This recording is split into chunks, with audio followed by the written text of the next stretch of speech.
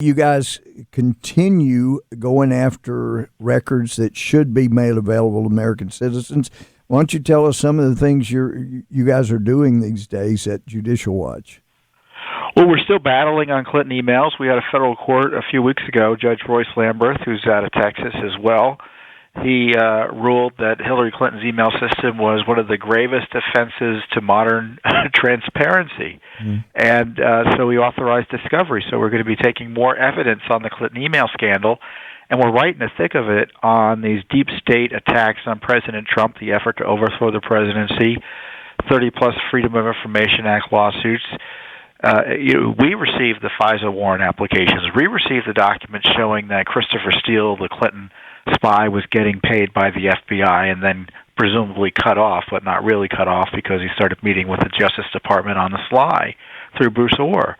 But all this is coming out because of Judicial Watch, not congressional activity. And it just shows you that as the Democrats take control of Congress, or at least the House, our independent watchdog work is going to be even more important than ever. Because obviously the Democrats are going to have very different priorities than even the weak-willed Republican leadership that you had to contend with. Well, and when you look at, Mueller, for example, in the special counsel job, it's incredible what Mueller has gotten away with. And actually, in conjunction with Sean, I had been going back and forth with Sean earlier this year that, Mueller has, I was going to do an op-ed on just how atrocious Mueller's background of injustice was and vindictiveness and meanness, not justice, but just real vindictiveness. And I pointed out, normally papers don't want to publish anything more than like 800 to 1,000 words top, and I'd blown by that, and Sean had just indicated, look, write whatever, and then we'll put it out through the internet from my website. So that's what we did, and it was about 48 pages of just the way this guy, he didn't care about people being innocent or guilty. If he had it in for somebody, he went after them. And actually, Eric Holder had pointed out some time back that he'd known Mueller for, 20 or 30 years, and that, in his opinion, he wasn't going to stop until he got something basically to indict President Trump for. But I think when the history is written of this Mueller special counsel group, including Weissman, and of course we're answering to Rosenstein, all of whom were involved in the real Russia scandal, where they allowed Russia to get away with buying or end up with our uranium. But I think it is going to be written. Mueller, McCabe, Strzok, so many others that, in my opinion, they're going to end up being written up as the fraudsters who attempted a soft coup d'etat, and maybe I hope that they will write it was unsuccessful, but the jury's still out on that. Do you recall ever seeing anything or reading about anything in history that was as much of an effort to oust a sitting president using legal process? Absolutely not. During the Johnson administration in the 19th century, it was a fight over the appointment power of the presidency and the ending of the Civil War and the fights over that led to the impeachment of Andrew Johnson. Yep, that was a straight political fight. Yep, you're right. Nixon, there were abuses of office with Nixon, and the Democrats held Nixon to a standard they refused to hold Johnson to, for instance. But Nixon, dug his own grave in terms of his misconduct. Here they concocted a theory of the case, which is that Russia was conspiring with Trump, and it was a theory generated from the Clinton campaign. Right. And they used it as a pretext to spy on Trump. There's nothing to compare with that in our American history in terms of the abuses of power, the various agencies, all of which were on, all hands on deck for the Obama administration. Yeah. NSA, CIA, FBI, DOJ, to target the Trump team. And it continued into his administration, incredibly.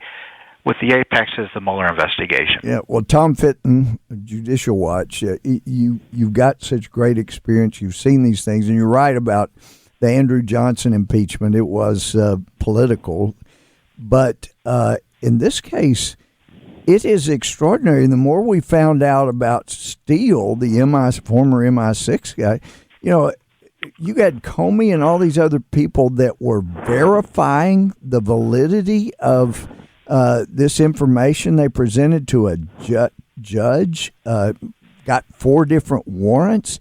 And then we find out, actually, I was shocked to find out Steele hadn't been to Russia in many years. He didn't do this research. He had others doing it for it. We don't know if it's second, third, fourth, fifth hand hearsay. We don't know if people at the bottom of it may have been Russian actors acting on behalf of Putin, because obviously they want to cause as much disarray in the United States as possible. So, and then we find out in a hearing 2 or 3 weeks ago that, Russia only spent $4,700 trying to manipulate the election using the U.S. internet. It's extraordinary. But how do you see this playing out? I told Harris Faulkner last summer when people were saying, oh, yeah, Mueller's going to be done by September. I was going, nope, he's not going to be through by September. He's going to drag this out past the election. He's going to drag it out as long as he can, because as long as he's doing this, limitations are running on any crimes that he and Weissman and others, Rosenstein, others might have committed. So, well, how do you see it playing out, Tom? I don't see them pulling back. I think at best there'll be an interim report which will be grist for the impeachment mill for their allies in the Democratic-controlled House. And I think Mueller's team sees themselves as impeachment counsel for the House, and they're going to continue to insist on being around to help the Democrats to try to remove the president. You able to take a call with us? Sure. All right, let's hear from Lee in California. Lee, welcome to Sean Hannity Show. You've got Louis Gohmert and Tom Fitton. Thanks, Congressman Gohmert. I appreciate your support. It's just Louis, but thanks. And my question would be, under the circumstances, with as long as it's gone on, why hasn't or why can't Robert Mueller be charged with waste, fraud, and abuse? Tom, what are your thoughts?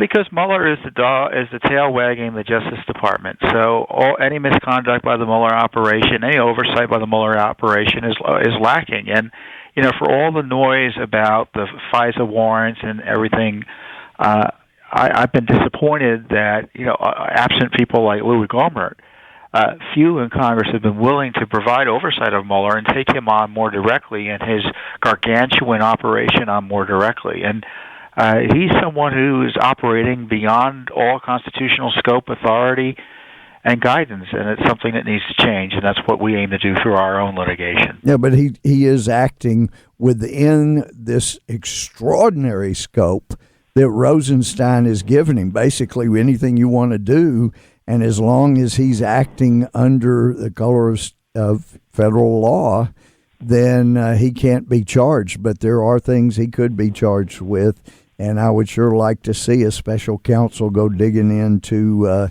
that Russia uranium investigation and how they silenced everybody so that the sale could go through, and that resulted in Hillary getting $145 million for the Clinton Foundation. We got to take a break. Tom, can you come back on the other side? Can you hold on with us? All right, this is the Sean Hannity Show. Louis Gohmert. Be right back with Tom Fitton, head of Judicial Watch. Call Sean, 800-941-SEAN, and we'll be right back. The Sean Hannity Show. Louis Gohmert sitting in for Sean. And I have with me Judicial Watch's president, Tom Fitton.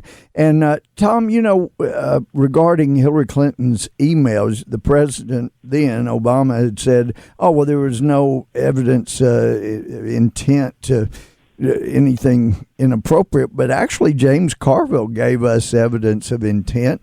he knows the Clintons well, and he said basically that she didn't want Louis Gohmert rifling through her emails, and I guarantee you I and others would have. But let's take a call quickly from James from Georgia.